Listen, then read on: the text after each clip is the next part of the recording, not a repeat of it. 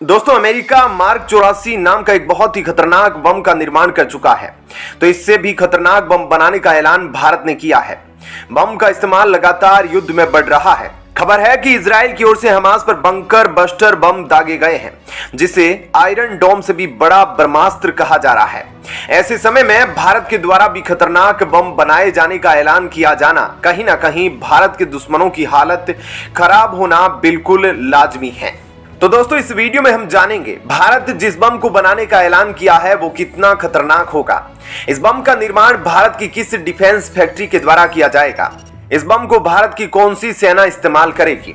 अग्नि 5 मिसाइल के परीक्षण को रुकवाने के लिए चीन यूनाइटेड नेशन पहुंच गया था। क्या इस खतरनाक बम पर भी चीन कोई फैसला ले सकता है? आइए विस्तार से जानते हैं। दोस्तों, इसी हफ्ते भारत ने 1000 किलोग्राम वजनी बम बनाने का ऐलान कर दिया है। यह बम अमेरिका के मार्क 84 से भी घातक होगा। पहले अमेरिका के मार्क 84 से सऊदी अरब ने यमन पर हमला बोला था। अब इजराइल ने इसी बम का इस्तेमाल हमास पर करना शुरू कर दिया है। भारत जो बम बना रहा है यह कितना घातक होगा, आप इस बात से अंदाजा लगा सकते हैं। अमेरिका के मार्क 84 की सीरीज पर भी आधारित भारत का यह बम होगा। इसे जिस भी स्थान पर गिराया जाता है वहां बड़ी तबाही लाई जा सकती है। गिराए गए स्थान पर 50 फुट चौड़ा और 36 फीट गहरा गड्ढा बन जाता है। उस एरिया के आसपास जितने भी बिल्डिंग होगी उनमें ज्यादातर जोरदार भूकंप से भी ज्यादा कंपन होगा, जिससे वह कुछ ही सेकंड में गिरकर मलबे में तब्दील हो जाएगा। इतना ही नहीं, अगर यह किसी ऐसे इलाके में गिराया गया जहां पर ऊंची ऊंची बिल्डिंग मौजूद है तो उन बिल्डिंगों के गिरने से वहां के वातावरण में प्रदूषण की मात्रा भी बढ़ जाएगी, जिससे कई किलोमीटर तक के लोगों को ऑक्सीजन लेने में प्रॉब्लम आएगी। यह प्रभाव तो मार्क 84 का होगा। मार्क 84 का वजन 2000 पाउंड यानी कि 907 किलोग्राम है, जबकि भारत पूरे 1000 किलोग्राम के मार्क 84 सीरीज का बम बना रहा है। इसलिए इसका प्रभाव तो और भी घातक होगा। लेकिन सवाल यह है कि भारत इतने खतरनाक बम को बनाने का अचानक से ऐलान क्यों कर दिया है। तो दोस्तों, बहुत ही सिंपल सा मामला है। जिस तरीके से दुनिया में 2021 के बाद एक कई युद्ध देखने को मिल रहे हैं, किसी ने अनुमान नहीं लगाया था कि अब इस मॉडर्न ईरा में दो देशों के बीच युद्ध हो सकते हैं।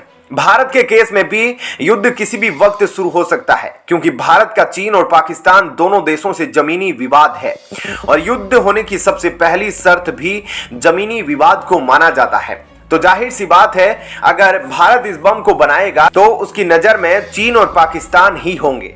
उधर चीन पहले से ही दुनिया में सबसे पावरफुल बनने की कोशिश में डेंजरस वेपन के निर्माण पर काम कर रहा है। ऐसे में अगर भारत को चीन और पाकिस्तान पर एक साइकोलॉजिकल दबाव बनाना है तो नए नए हथियारों को अपने जखीरे में शामिल जरूर करना होगा। इसलिए भारत ने रक्षा के क्षेत्र में खुद को और अधिक शक्तिशाली बनाने के लिए एक बड़ा कदम उठाया है और बहुत ही जल्द 1000 किलोग्राम वजन की जनरल पर्पस बम बनाए जाएंगे। ये जो बम है इनका उपयोग भारतीय वायुसेना करेगी और इसका निर्माण जबलपुर स्थित खमरिया ऑर्डिनेंस फैक्ट्री में किया जाएगा। अगर इस बम की ताकत को समझना है तो सबसे पहले नाटो के मार्क 84 की ताकत को समझना होगा। सबसे पहले आपको बता दें, मार्क 84 को BLU 117 भी कहा जाता है। इसका वजन पहले हम आपको बता चुके हैं, 907 किलोग्राम है। इसका निर्माण अमेरिका ने किया है और इसे जनरल पर्पस बम की श्रेणी में रखा गया है। तब यहाँ पर सवाल यह है कि जनरल पर्पस बम क्या होते हैं। तो आपको बता दें कि यह धमाका कर सकता है, बंकर को उड़ा सकता है, इमारत गिरा सकता है, किसी भी सैन्य वस्तु को कई टुकड़ों में तोड़ सकता है। यह भयानक विस्फोट के साथ साथ भारी तबाही भी मचा सकता है। अब तक इसके 4 वेरिएंट अमेरिका ने तैयार किए हैं, जिनका इस्तेमाल अलग अलग जरूरत के हिसाब से किया जा सकता है, जिसमें GBU 10, GBU 15, GBU 24 और GBU 31 शामिल है। रिपोर्ट्स के मुताबिक कहा जाता है कि अमेरिका ने इन बमों को 1000 से लेकर 14000 किलोग्राम तक के वजन वाले बम का निर्माण कर लिया है। इन बमों की लंबाई 3.84 मीटर और चौड़ाई 460 mm की होती है। इस बम को खतरनाक बनाने के लिए इसके अंदर ट्राइटोनल H6 और PBXN 109 जैसे मिलिट्री ग्रेड केमिकल्स का इस्तेमाल होता है। इस बम के टेल पर एक बेल्यूट एयरबैग लगाया गया है। दरअसल इसका इस्तेमाल फाइटर जेट से किया जाएगा, इसलिए यह एयरबैग बम की गति को धीमा करता है ताकि विमान इस बम के प्रभाव से आगे निकल जाए।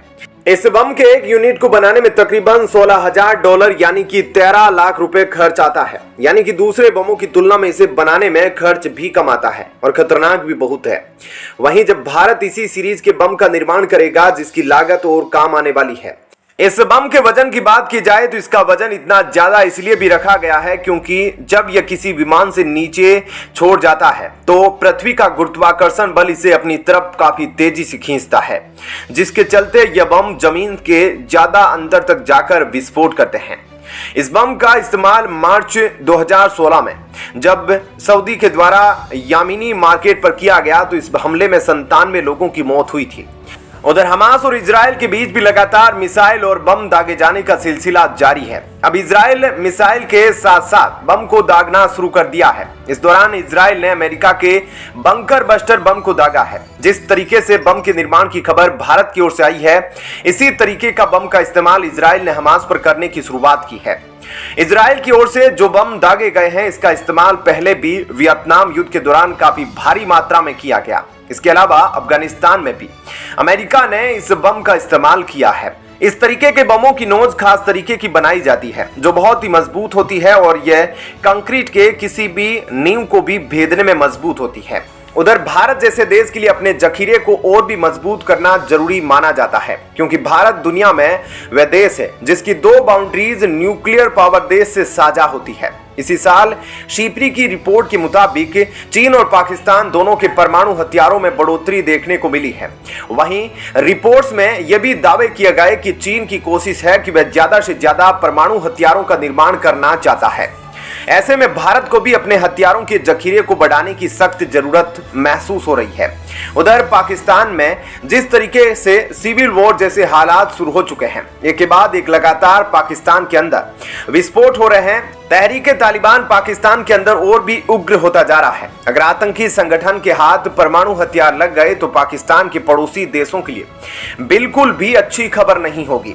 तो दोस्तों इस वीडियो में इतना ही, लेकिन वीडियो पर आप क्या कुछ कहना चाहेंगे, आपकी क्या राय है, कमेंट सेक्शन में जरूर बताएं। साथ ही वीडियो को लाइक और चैनल को सब्सक्राइब करना भी बिल्कुल ना भूलिएगा। जय हिंद, जय भारत।